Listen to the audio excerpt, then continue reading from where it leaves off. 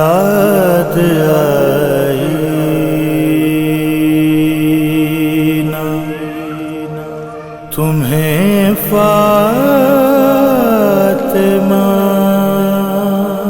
صغریٰ شاہ است حسین بادشاہ است حسین شاہ است حسین بادشاہ است حسین دین است حسین دین پناہ است حسین سر داد نداد دست در دست یزید حقا کی بنائے لا الہ است حسین کربلا جا کے ہمیں بھولنا جانا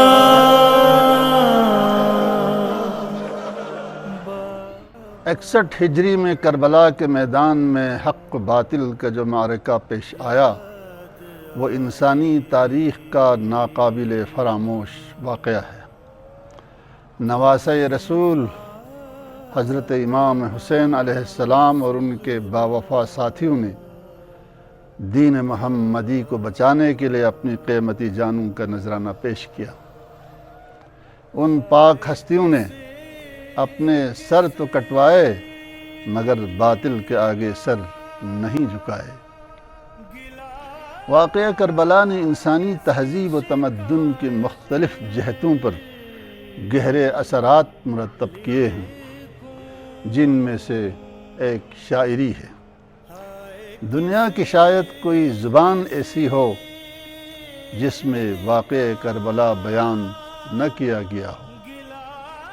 دنیا کے مختلف خطوں میں واقعہ کربلا کے عنوان پر شاعری کرنے والے بڑے بڑے سخنور پیدا ہوئے، جیسا کہ فرزدق نے حجاز و عراق کو رلایا، مرزا محتشم کاشی نے ایران میں ماتم برپا کیا، انیس و دبیر نے اہل ہندوستان کے دلوں کو ہلا کر رکھ دیا۔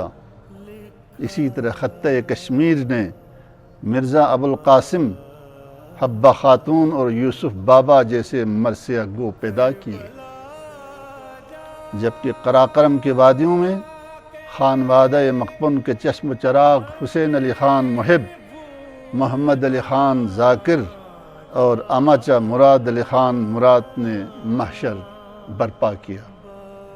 ان کے علاوہ اسکردو کے اخن محمد علی، کھرمنگ کے کاچو مراد خان، قمرہ کے اخن حسین اور گیل کے اخن حسن جیسے درجنوں شعراء کے مرثیے و نوحے مقبول خاص و عام ہیں۔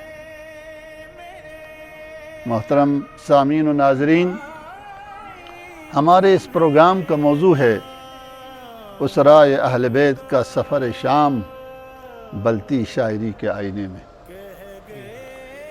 عاشوراء کے بعد بھی فوج اشقیاء کی طرف سے اہل بیت اطہار پر ظلم و ستم کا سلسلہ جاری رہتا ہے۔ شہیدوں کے سروں کو گھوڑوں سے پامال کیا جاتا ہے، عورتوں کے سروں سے چادریں چھینی جاتی ہیں اور خیموں میں آگ لگائی جاتی ہے۔ شہیدوں کے سروں کو نیزوں پر بلند کر کے اسیروں کے آگے رکھا جاتا ہے، اور 11 محرم کو عمر سعد نے اہل بیت اطہار کی اسیری کا حکم دے دیا۔ چنانچہ اسرائے اہل حرم کو شہداء کی لاشوں کے پاس سے گزارا گیا۔ اہل بیت اطہار جب گنج شہداء پہنچے تو شدت غم سے انہوں نے اس قدر گریہ و زاری کی کہ دوست دشمن سب ان کے ساتھ رونے لگے۔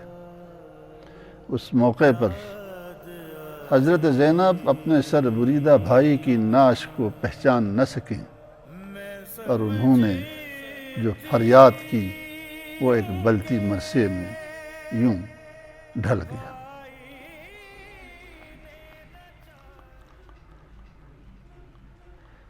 زر سے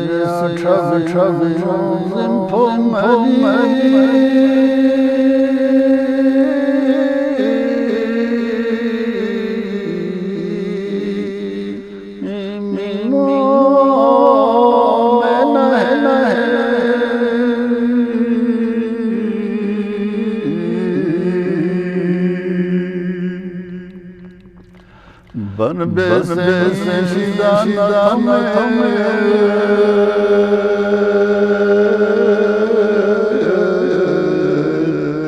سم سے دو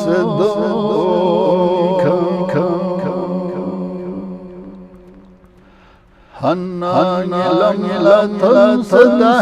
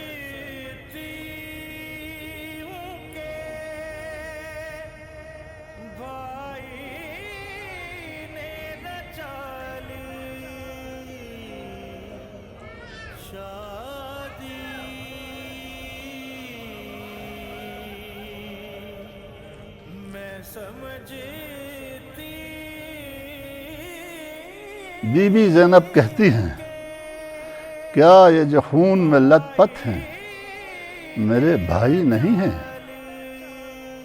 مجھ سے دور ہو کر اب آپ تیروں پر بر اجمان نظر آتے ہیں، یا تو میں یہاں عالم خواب میں پہنچی ہوں یا راستہ بھٹک کر، یا اس دنیا میں شاید میرا کوئی بھائی ہی نہیں تھا۔ اس موقع پر علی کی بیٹی بی بی زینب اپنے بھائی عباس سے مخاطب ہو کر جو فریاد کرتی ہے اسے محمد علی خان ذاکر نے بلتی مرثیے کی مالا میں کس طرح پرویا ہے، دیکھ لیجیے۔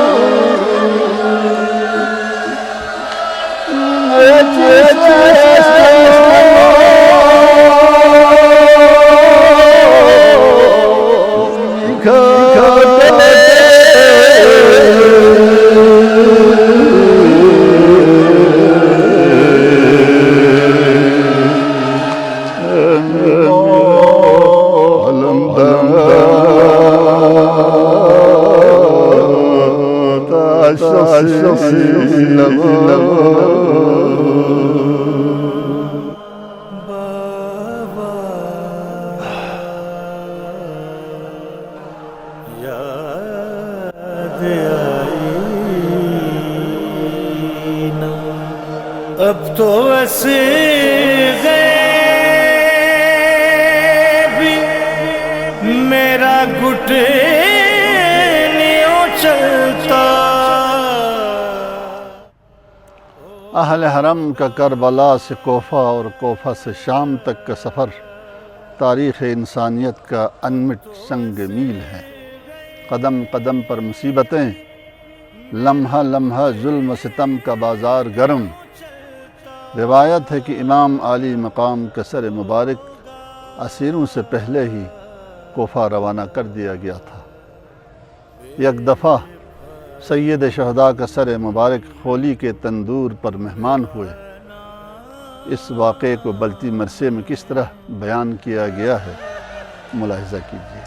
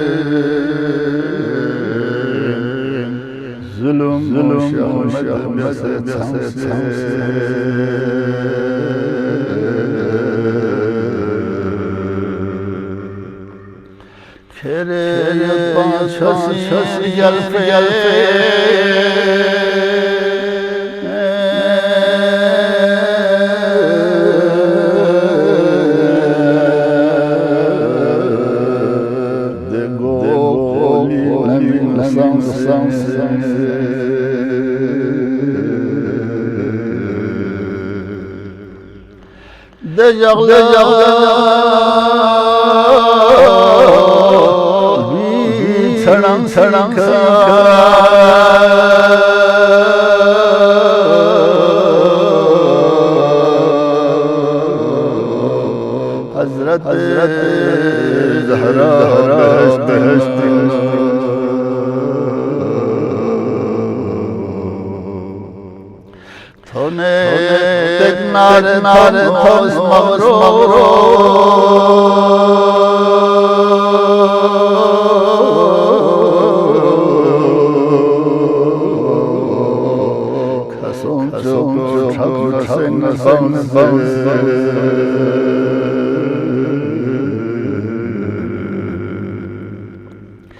جو بھول گیا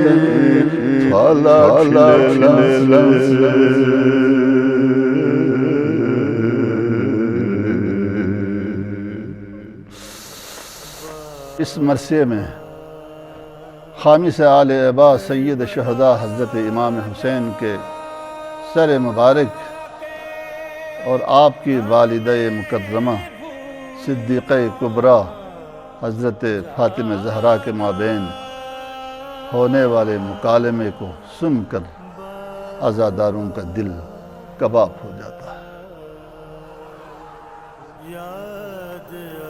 اسرائے آل محمد کو کربلا سے کوفہ اور کوفے سے شام بے کجابہ اونٹوں پر لے جایا گیا۔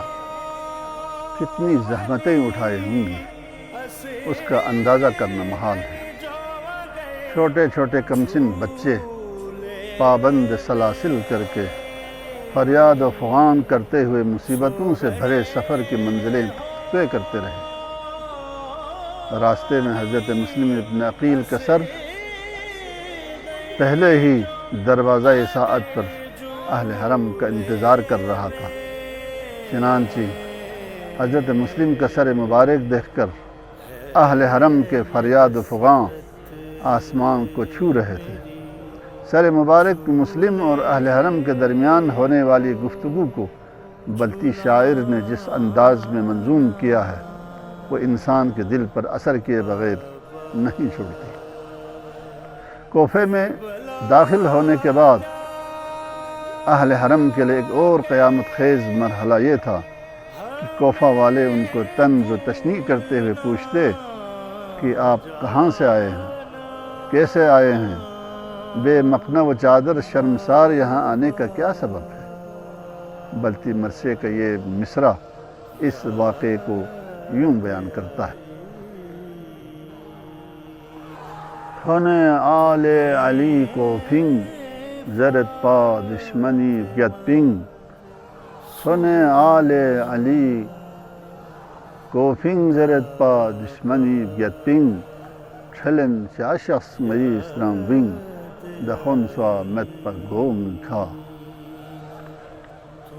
آل محمد کا دمشق میں دربار یزید میں پہنچنے کا واقعہ اس سے بھی قیامت خیز منظر ہے۔ 400 کرسی نشینوں کے سامنے تکبر و نخوت سے بھرا ہوا یزید تخت پر بیٹھا ہوا ہے اور سید سجاد اہل حرم کی معیت میں دربار میں داخل ہو جاتے ہیں۔ کیا دیکھتے ہیں؟ امام عالی مقام سید شہداء کا سر مبارک تخت کے سامنے سونے کی تشتری میں رکھا ہوا ہے۔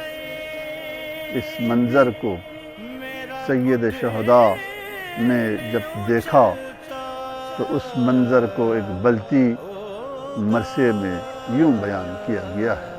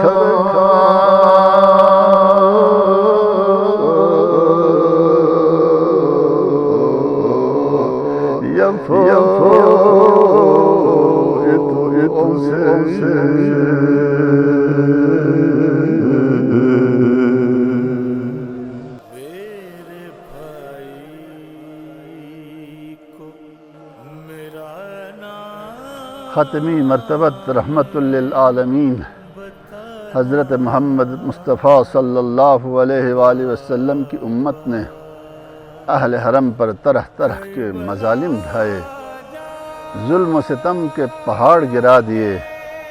اہل حرم کو ایسے زندانوں میں ڈالا گیا جہاں نہ روشنی تھی اور نہ بچھونے تھے۔ زنجیروں میں جکڑی ہوئی کمسن لاڈلی سکینہ زندان کے گوشے میں گلے کے طوق پر چہرہ رکھے بابا کو یاد کر کے روتی ہے اور کہتی ہے: اے بابا، ہائے آپ میرے پاس آ جاتے تو کیا ہوتا، میں آپ کے پاؤں پر سر رکھ کر رو پڑتی۔ اے بابا، मैं आपको बता देती कि आपकी गैर मौजूदगी में जालिम शिमर ने मुझ पर कैसे मारा था। ए बाबा जान, फिर मुझसे अगर कोई गलती सरजत होकर आप मुझसे नाराज़ हों तो मैं आपसे माफ़ी मांगता बाबा। सकीना की ज़बानी इन शिकवा व शिकायात को बलती नोहे में यूं बयान किया गया है। Gakhangi trine jingchachika ardon pokalena. Gakhangi trine jingchachika ardon pokalena. Anwat pasakin nasibabi fiaq potalena. Anwat pasakin nasibabi fiaq potalena. Ya baba yang shakhna chigik Paina hai hai ya baba yang shakhla chigik paina hai hai ay wek babi kamaweka ardon pohlanena. Hai wek babi kamaweka ardon pohlanena. Hai ngak perabek pababala şimdi sirdu fong. Ngak perabek pababala şimdi sirdu fong. Nide babo met panako Ongi kargelena. Hai nide babo met panako Ongi kargelena. Debana bakshilla zunuk Pababalangas debana bakshilla zunuk Pababalangas Ngi karpoşal senarcan abu detalena. Ngi karpoşal senarcan abu detalena.